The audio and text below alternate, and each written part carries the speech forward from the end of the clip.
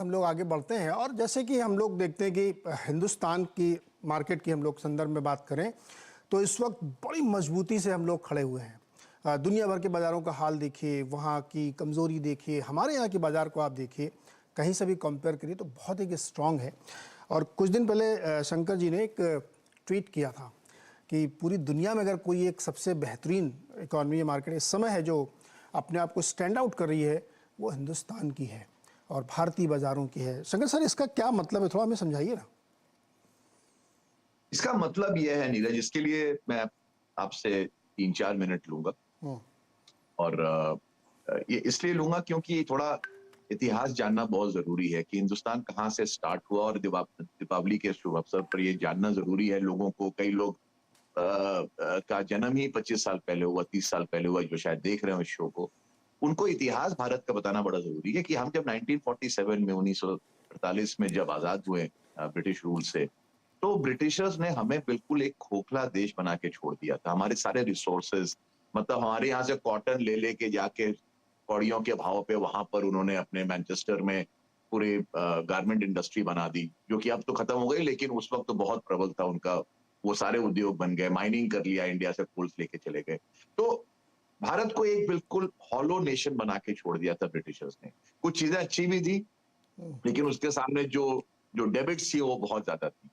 तो उसके चलते हमें जो शुरुआत के जो 20-30 साल लगे निर्माण करने में, it's like a turn around company. अगर आप आज नई मैनेजमेंट आते हो और कंपनी बहुत ही तकलीफ में है, तो आपके पास कोई जादू की छड़ी नहीं होती कि आप बटन दबाओगे और हो जाएगा। आपको एक एक कदम सोच समझ के, लिमिटेड रिसोर्सेस के साथ, कॉन्स्ट्रेंट्स के साथ आपके हाथ बंधे होते हैं। उन सब चीजों से हमारे फाउंडिंग फादर्स ने कंट्री का निर्माण स्टार्ट किया 1947-48 से। तो उस वक्त हमारे आईआईटीज बने, उस वक्त हमारे आईआईएम्स बने, उस वक्त हमारे अनुसंधान की संस्थाएं बनी, जिनका रिजल्ट उस वक्त नहीं मिला हमें, बल्कि अगले 5 साल 10 साल भी नहीं मिला, अगले 15 साल भी नहीं मिला। वो रिजल्ट्स आने स्टार्ट हुए 80 से। वो रिजल्ट्स का जो एक प्रवाह था वो 90 से स्टार्ट हुआ, और हमारी इकोनॉमिक थिंकिंग भी चेंज हुई। पहले सोशलिज्म था, अच्छा वो भी जरूरी है नीरज जी, बिकॉज बहुत इंपॉर्टेंट चीज है समझना निवेशकों को कि सोशलिज्म था तो क्यों था। बिकॉज आप प्योरली कैपिटलिस्टिक मॉडल पे अगर चले जाते शुरुआत में, तो होता क्या, एमएनसी आ जाती, उनके पास कैपिटल था, भारतीय कंपनियों के पास कैपिटल था नहीं उस वक्त। तो क्या होता है, India would have become completely run over and owned by foreigners. Completely सारे उद्योग फॉरेनर्स के पास होते, हमारे पास कुछ नहीं होता। तो सोशलिज्म से क्या हुआ कि उन कंपनियों को एक लेवल प्लेइंग फील्ड नीचे लाया गया, इंडियन कंपनीज को बढ़ावा दिया गया, टाटास, बिरलास, बजाज, ये सारी कंपनियों को प्रोटेक्शन दी गई, जिससे कि आज भी वो इतने सशक्त हैं।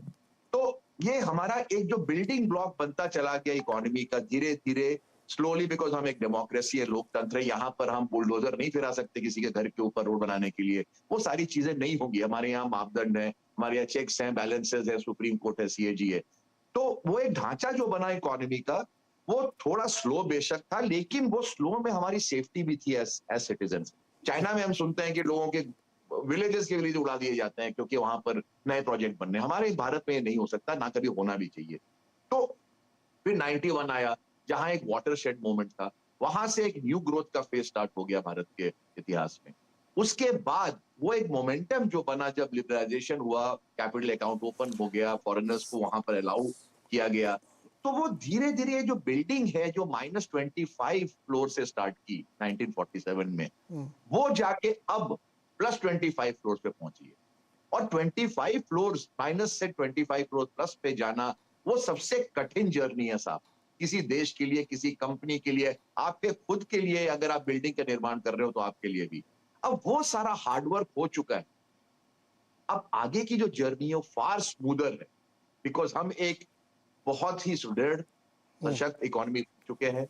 दुनिया के नजरों में बहुत हमारे हमारे लिए बहुत आदर है, बहुत रिस्पेक्ट है, जो कि बाय बाय द वे कई देशों के लिए नहीं है। चाइना बेशक बहुत इकोनॉमिक सुपर पावर बना हो, लेकिन ये कोई नहीं कह सकता कि अगर कोई भारतीय खड़ा हो और कोई चाइनीज खड़ा हो, तो लोग किसको ज्यादा ट्रस्ट करेंगे, किस पर ज्यादा फेथ रखेंगे, इसमें कोई दो राय नहीं। आप, मैं दुबई में रहता हूँ, जी। लोगों से बातचीत करता हूँ, यहाँ के अरबियों से बात करते, वो कहते हैं हम हमेशा प्रेफर करते हैं इंडियन कंपनियों से बिजनेस करना, इंडियन से बिजनेस करना।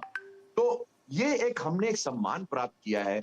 और उस सम्मान का अब नतीजा हमें मिलेगा कि जब चाइना से लोगों का एक दिल उठ सा गया है, तो हम एक लॉजिकल ऑल्टरनेटिव बन जाते हैं उनके सामने। बिकॉज लार्ज कंट्री है, large population, large workforce, good technology, good education, good reasonably good infrastructure which is improving, court system है, रूल ऑफ लॉ है।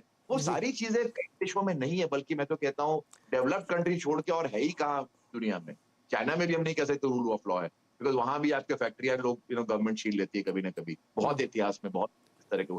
तो ये सारी चीजों का एक क्रिटिकल मास पहुंच गया है अभी, और वो क्रिटिकल मास के चलते 190 कंट्रियां अगर दुनिया में है, मुझे कोई एक देश नजर नहीं आता जहां सारे बॉक्स टिक होते हो एक सस्टेन्ड इकोनॉमिक बूम के लिए, और देयरफॉर मार्केट तो उसका एक समझ लीजिए एक तेल है जो कि उसके साथ साथ ही वो चलेगा।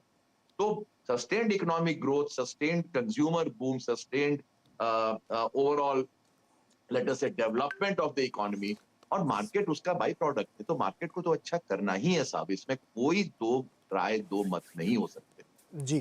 तो शंकर, जैसे बहुत सारे यंग इन्वेस्टर्स हैं और ख़ास तौर पे जो हिंदी भाषी इलाके हैं वहाँ पे भी ये धीरे धीरे कल्चर बढ़ा है, तो लोग बड़े बड़े सपने देखते हैं कि मुंबई आएंगे और बड़े सपने पूरे करेंगे। तो इस मार्केट के ज़रिए अगर किसी को अपने बड़े सपने पूरे करने हैं तो कैसे बनाए पोर्टफोलियो अपना? तो मैं इसका मैं ही नहीं, मतलब कई मेरे जो मित्र हैं जैसे मधु केला हुए, रामदेव अग्रवाल हुए, सारे हम लोग छोटे छोटे शहरों से ही आए। मैं धनबाद से आया, वो लोग रायपुर से आए, कई लोग बल्कि बॉम्बे के खुद के लोगों ने शायद हो सकता है कम पैसे कमाए हो, हमने ज्यादा कमाए, बिकॉज हम ज्यादा में ज्यादा लेट्स से उत्साह था, भूख ज्यादा थी, हम ज्यादा डिप्राइव्ड रहे छोटे शहरों से कि हमें बड़े शहर में जाके, जैसे पुरानी हिंदी पिक्चरों में देखते थे कि एक होल्डॉल लेके वीटी स्टेशन पे हीरो पहुंचता है एक बड़े शहर में कॉल्ड बॉम्बे, उस वक्त बॉम्बे कहते थे, मुंबई कहते हैं, और वहां से उसकी जर्नी स्टार्ट होती है।